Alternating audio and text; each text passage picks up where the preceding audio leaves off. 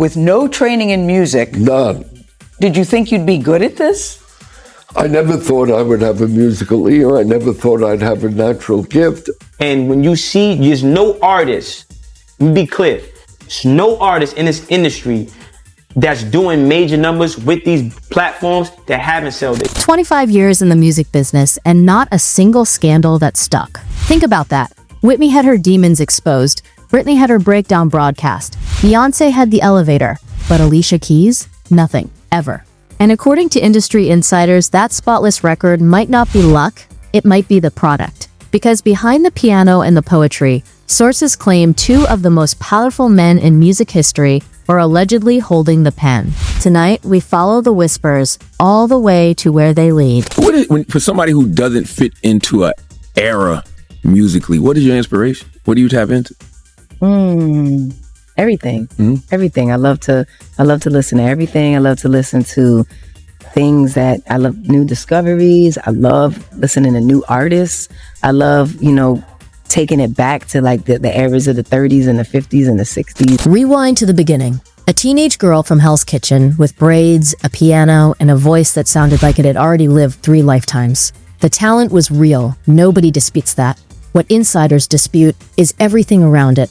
Her path ran straight through Clive Davis, the same Clive Davis who built Whitney Houston. And according to longtime industry sources, what Davis allegedly did with Alicia went far past mentorship.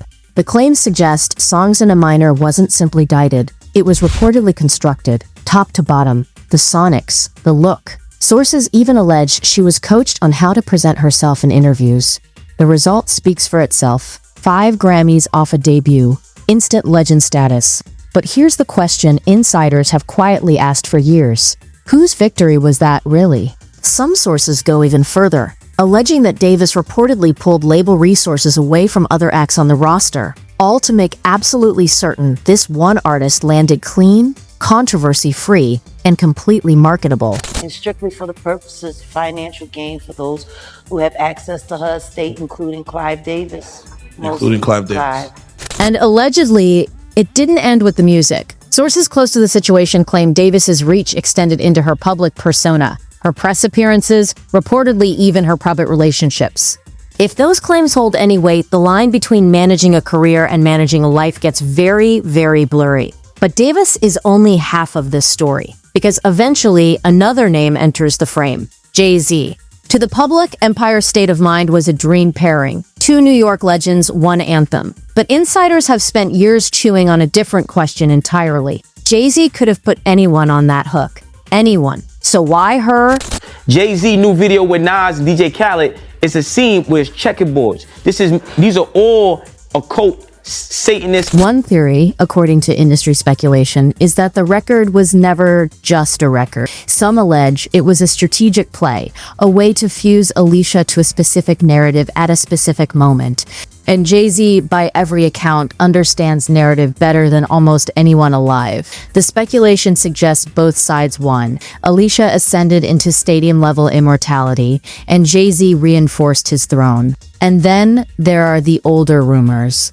Unverified whispers, and we stress never proven, that the connection between the two allegedly ran deeper than the studio. No evidence has ever surfaced, but the rumor's persistence raises its own uncomfortable question. If Clive Davis was reportedly overseeing every inch of her world, what was his view of this alliance?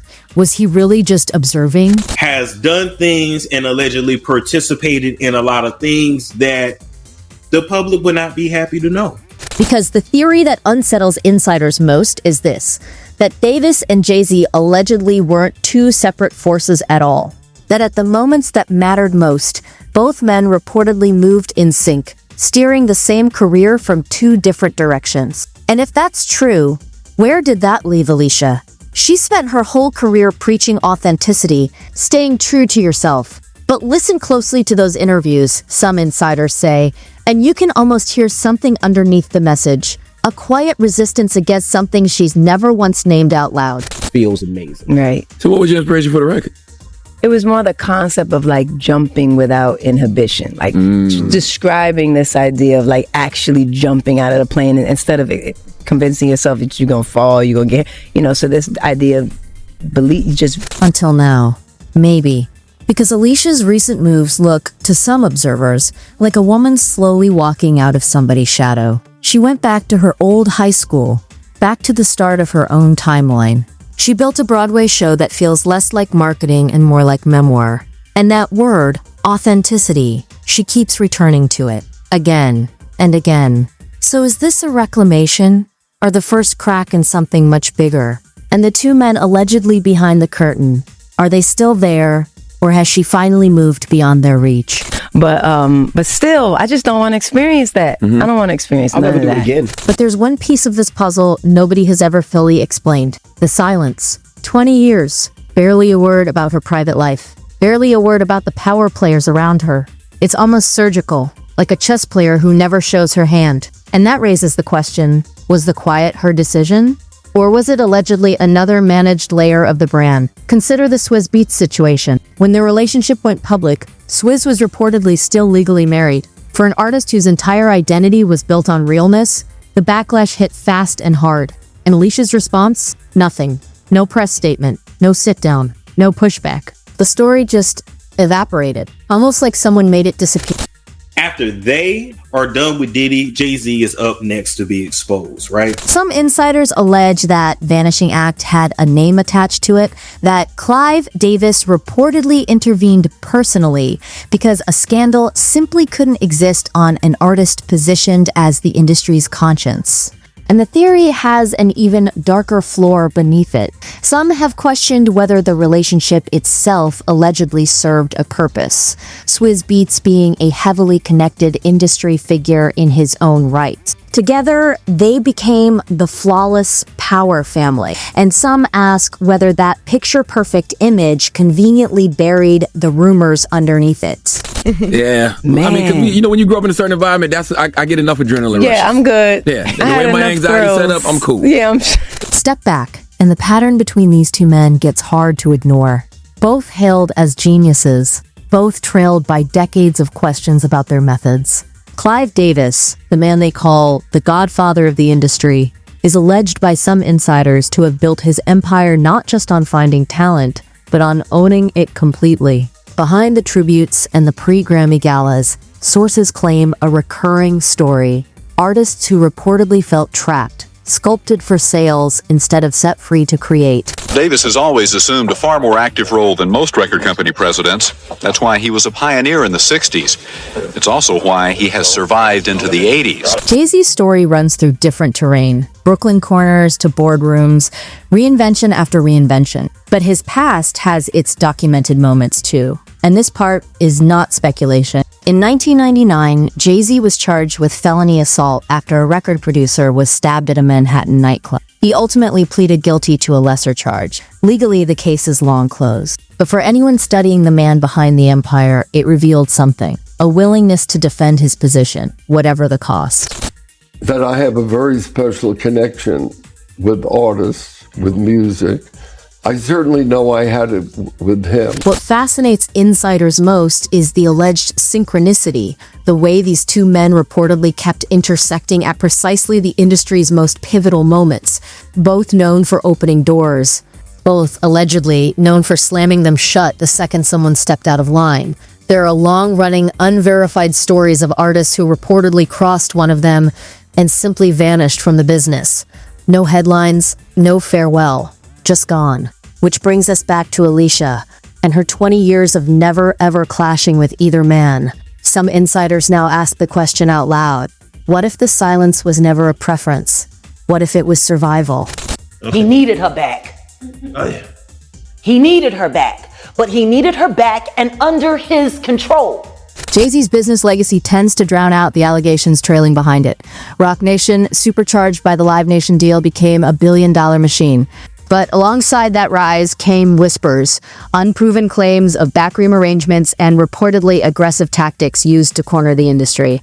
None of it has ever been confirmed, but as insiders put it, power at that altitude rarely comes cheap. The receipts just stay hidden. And we may actually see one of the biggest divorces in Hollywood is because Jay-Z is up next to be exposed. Davis carries his own trail of whispers.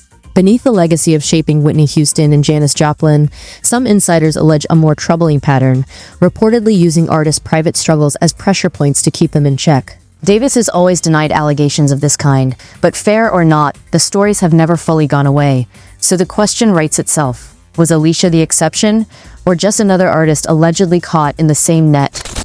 But after that major documentary comes out on Diddy, then you're going to start to hear more and more about Jay-Z and his nefarious past. Two men, two completely different playbooks. Jay-Z built power from the streets up.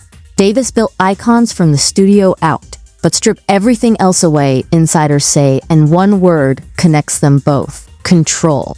And if even a fraction of these allegations hold up, Alicia Keys' career may be the clearest case study we have of how far the industry's architects will allegedly go to keep their hands on the wheel.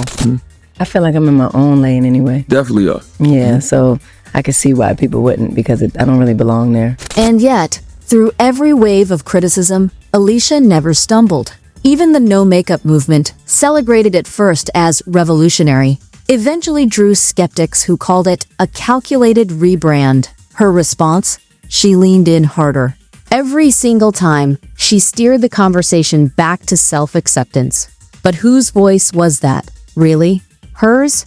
Or a message allegedly engineered by a machine protecting its most valuable, most untouchable asset? Then came Hell's Kitchen, a Broadway musical pulled from her own neighborhood, her own upbringing. Alicia insists it isn't autobiography, but critics and audiences keep circling the same details. A young woman under someone's thumb, and a storyline built entirely on control, rebellion, and identity. Coincidence?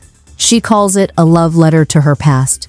But watch it with everything you've just heard in mind, and it starts to sound like something closer to a confession. It's turned out to be total hogwash. Music is unique. Music is special. Music has a very individual, meaningful role in society, not only to youth. Because whatever the truth is here, Alicia's story doesn't exist in a vacuum. It sits inside an industry with a long, documented habit of treating artists as inventory, products shaped by whoever holds the levers behind. So the question isn't just about her. How much of what we watched all these years was real, and how much was manufactured? This is what I look for. When I see a success, I'm looking for anything to say that they didn't do it on their own? Yeah, detain it. Not to say that's not a good. Even now, as she steps into what looks like a brand new chapter, the full picture stays out of focus. The silence is cracking, but only in fragments. Small gestures, quiet choices, nothing direct. Is she finally free of the forces that allegedly shaped her for 2 decades? Or is the biggest revelation still waiting underneath the surface? Alicia Keys may finally be telling her truth. The only question left is how much of that truth was ever hers to begin with, and how much was drafted by the men who built the star. So, where does this leave us? With a gift nobody can deny was real, wrapped inside a story insiders allege was never fully hers. With 2 architects of the modern music industry, both brilliant, both shadowed. And with a silence 20 years deep that's finally starting to splinter, not through a press conference, but through quiet moves made entirely on her own terms. So tell us, was Alicia Keys' rise her own masterpiece? Or someone else's blueprint, worn so naturally it passed for destiny? Drop your take in the comments. Whose story do you believe? And if deep dives like this are your thing, hit subscribe, because this story isn't finished. Until next time, stay curious.